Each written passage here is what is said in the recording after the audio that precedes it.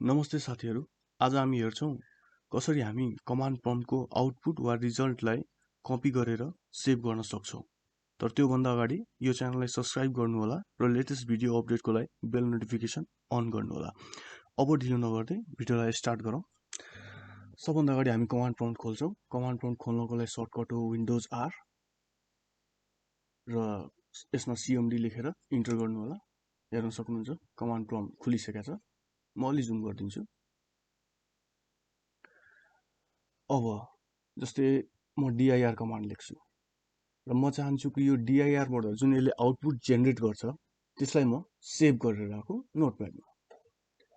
भने म एउटा पाइप साइन युज गर्छु र यहाँ लेख्छु क्लिप इन्टर। हेर्न सक्नुहुन्छ यसले यहाँ आउटपुट जेनेरेट गरेन, तर जुन आउटपुट थियो त्यसले त्यो क्लिपबोर्डमा कपी गरिदिएको छ। अब यो आउटपुटलाई सेभ गर्नको लागि हामी नोटप्याड खोल्छौं। विन्डोज आर सर्टकट हो यो, नोटप्याड इन्टर। अब यहाँ गएर पेस्ट गरिदिन्छौं। हेर्न सक्नुहुन्छ जुन त्यो dir ले आउटपुट देखाइदियो अब हामीले यहाँ सेभ गरिसकेका छौं।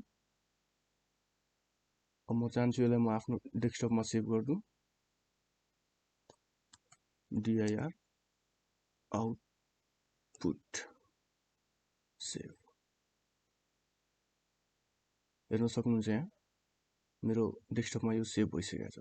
सो यसरी गरी नै हामी कुनै पनि कमान्डको आउटपुटलाई सजिलै सेभ गर्न सक्छौं। हस्त साथीहरु, यो भिडियो कस्तो लाग्यो तल कमेन्ट गर्नु होला। लाइक, शेयर र सब्स्क्राइब गर्न नबिर्सिनु होला। जय नेपाल।